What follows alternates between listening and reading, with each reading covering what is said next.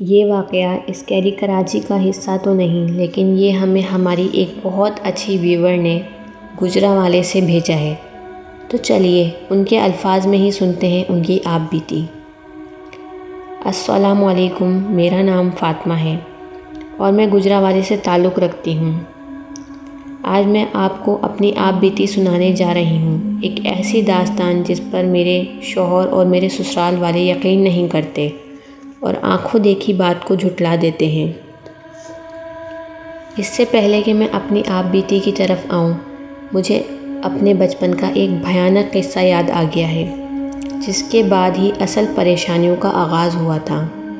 اس وقت میری عمر کوئی 5-6 سال ہوگی۔ یہ تب کی بات ہے جب ہم گجرانوالے میں ایک ایسے گھر میں رہتے تھے جو آزادی سے پہلے ہندوؤں اور سکھوں کا گھر ہوا کرتا تھا۔ بچپن میں جب ہم کرکٹ کھیلتے اور چھت پر گیند چلی جاتی تو ہم لوگ باری باری اوپر چھت پر جا کر گیند لے آتے، مگر ہمیں وہاں جانے سے بہت ڈر لگتا تھا، کیونکہ ہمیں چھت پر ایک بہت لمبے قد کی عورت سفید کپڑوں میں نظر آتی تھی۔ جب ہم اپنی امی کو بتاتے تھے تو وہ یہی کہتی تھی کہ اسے نظر انداز کر دیا کرو اور کوشش کرو کہ اس کے قریب نہ جاؤ۔ ایک روز یوں ہی کھیلتے کھیلتے ہم اپنے محلے کے ایک ایسے گھر کے سامنے پہنچ گئے جس کے بارے میں مشہور تھا کہ یہاں جنات رہتے ہیں، کیونکہ اکثر بچے وہاں جا کر بیمار ہو جایا کرتے تھے، ان کے ہاتھ پاؤں مڑنے لگتے تھے۔ کرکٹ کھیلتے کھیلتے ہماری گیند اس گھر کے اندر چلی گئی۔ ہمارے ساتھ کا ہی ایک بچہ وہ گیند لینے کے لیے جیسے ہی اس گھر کے صحن میں پہنچا تو گیند سمیت ہوا میں تقریباً 1 فٹ اوپر اٹھ گیا۔ 7 چکر گیند نے لگائے اور 7 چکر اس بچے نے، پھر وہ گیند سمیت نیچے فرش پر گر گیا۔ اس کے ہاتھ پاؤں مڑنے لگے اور اس کے منہ سے سفید جھاگ بہہ رہا تھا۔ ہم سب بچے بری طرح ڈر گئے اور اس کے ابو کو بلا کر لے آئے۔ ابو اسے وہاں سے لے گئے اور اس حادثے کے تقریباً 20 سال تک وہ ایسے ہی بیمار رہا، پھر اللہ اللہ کر کے اس کا علاج ہوا اور وہ ٹھیک ہو گیا۔ میں اپنے پرانے گھر کا قصہ اس لیے سنا رہی ہوں تاکہ آگے کی کہانی آپ لوگوں کو آسانی سے سمجھ آئے۔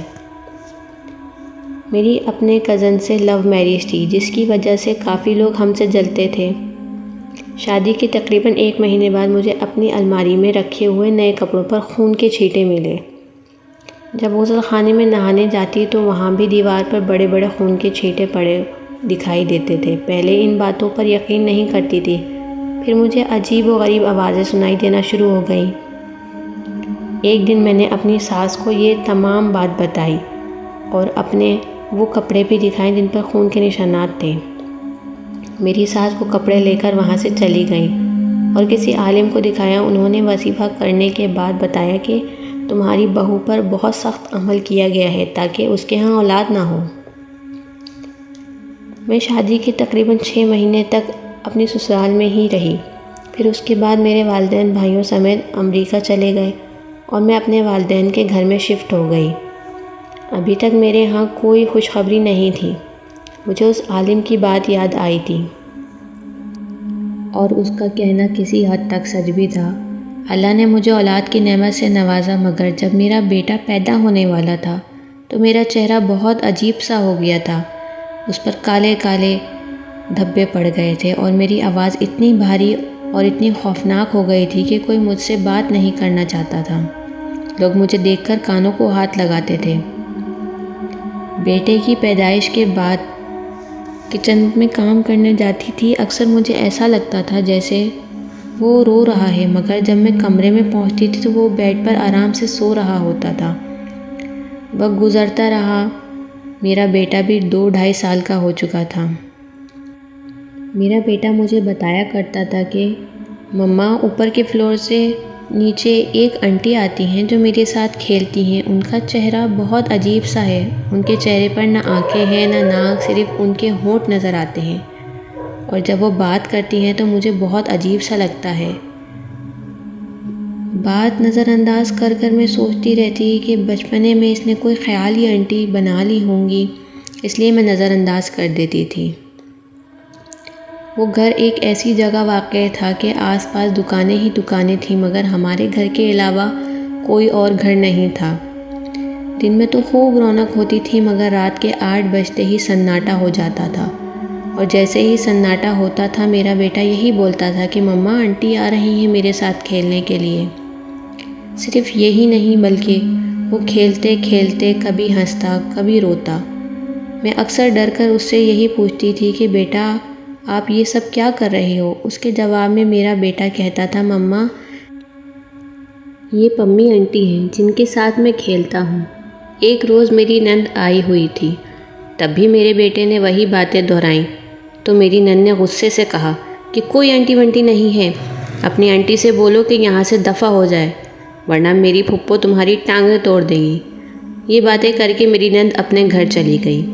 اگلی صبح اس نے مجھے کال کر کے بتایا کہ رات میں اس نے ایک خواب دیکھا تھا کہ وہ باتھ روم میں گئی اور کسی نے اسے بالوں سے پکڑ کر زمین سے اوپر اٹھا دیا، بہت اوپر، اور دیوار پر اس کا سر پٹخ پٹخ کر بول رہا ہے کہ تم ہمیں ہمارے گھر سے دفع ہونے کا بولو گی، ہم تمہیں بتائیں کہ ہم کون ہیں۔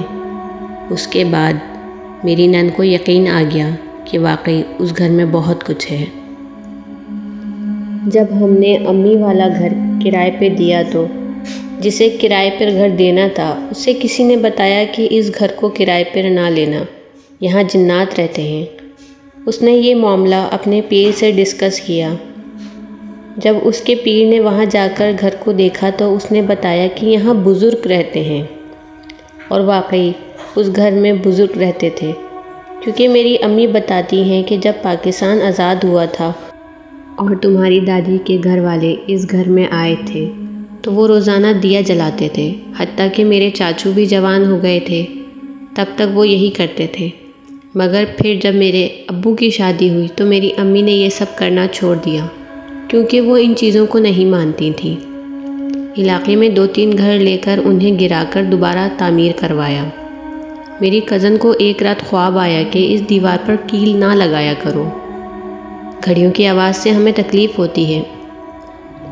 وہ اس دیوار کی بات کر رہے تھے جس پر ہم جب بھی کوئی گھڑی لگاتے تو وہ فوراً بند ہو جاتی، حالانکہ گھڑی بھی نہیں ہوتی اور سیل بھی نہیں ہوتے، مگر اس دیوار پر کوئی بھی گھڑی نہیں چلتی تھی۔ ہم نے اس بات پر زیادہ توجہ نہیں دی، اور جب ہم نے وہ گھر کرائے پر چڑھایا تو ہمارا کرایہ دار ایک دم سے امیر ہو گیا، اور وہ آج بھی کہتا ہے کہ مجھے نہیں سمجھ آتا کہ میرے پاس اتنی دولت کہاں سے آ رہی ہے۔ ہم نے جو نیا گھر کرائے پر لیا ایسی عورت کا تھا جو لوگوں پر دم درود کرتی تھی۔ ہم سمجھے کہ وہ اللہ والی ہے، مگر پھر بعد میں پتہ لگا کہ وہ عورت کچھ ٹھیک نہیں ہے، وہ کالا جادو کرتی ہے اور راتوں کو آگ جلا کر پتہ نہیں کیا کیا منتر پڑھتی رہتی ہے۔ کچھ دن تو سب ٹھیک چلتا رہا، پھر مجھے امریکہ سے میرے بھائی نے تقریباً $7,000 بھیجے، جو آج کے حساب سے تقریباً 25 سے 30 لاکھ روپے بنتے ہیں۔ ان پیسوں سے مجھے کچھ لوگوں کا قرض اتارنا تھا، اور میرے کچھ زیورات تھے، کچھ میری امی کے زیورات تھے جو ہم نے پوری زندگی پیسہ جوڑ جوڑ کر بنائے تھے۔ یہ تمام چیزیں میں نے اسٹور میں رکھی ہوئی تھیں، اور اسٹور کا دروازہ لکڑی کا تھا۔ مجھے آج تک سمجھ نہیں آتی صرف اس زیور اور پیسوں کو آگ کیسے لگی، اور وہ آگ دروازے تک نہیں پہنچ سکی، حالانکہ دروازے میں اور ان چیزوں میں چند انچ کا فاصلہ تھا۔ اس کے بعد سے اب تک تقریباً 4 سال مجھے دیواروں پر خون کے چھینٹے دکھائی دیتے ہیں۔ پہلے تو مجھے فرش پر خون کے دھبے دکھتے تھے تو میں یہ سمجھتی تھی کہ شاید بچوں کے پیروں میں کہیں سے خون لگ گیا ہوگا، مگر اس کے بعد مجھے دیوار پر تازہ خون کے چھینٹے دکھائی دینے لگے۔ اب یہ بہت حیرانی کی بات ہے کہ غسل خانے میں اگر کوئی 1 گھنٹے تک نہ جائے تو دیوار پر بڑے بڑے خون کے چھینٹے پڑ جاتے ہیں۔ میں جب بھی کسی کو بتاتی ہوں پتہ نہیں کیوں کوئی میری بات پہ یقین نہیں کرتا، سب یہی کہتے ہیں کہ تم اکیلی رہتی ہو اس لیے تمہیں ڈر لگتا ہے۔ اکثر میری نظروں کے سامنے سے چیزیں غائب ہو جاتی ہیں، اور کبھی وہ دوبارہ ملتی ہیں اور کبھی نہیں ملتی۔ میرا ایک طوطا 6 دن پہلے گیلری میں مرا تھا۔ حیرانی کی بات ہے کہ اسے آج تک چوٹیاں کیوں نہیں لگی، اسے دیکھ کر یہی لگتا ہے جیسے وہ ابھی ابھی مرا ہے۔ میرا ایک پتیلا اتنی بری طرح کٹا ہوا ہے، اسے دیکھ کر ایسا لگتا ہے جیسے کسی نے خربوزے کی پھانکیں کاٹ کر رکھ دی ہوں۔ میں نے وظیفہ کرنا شروع کیا تو میرے گھر والے الٹا میرے ہی دشمن ہو گئے۔ 4 سال گزر گئے ہیں، میں آج بھی اسی تکلیف سے گزر رہی ہوں۔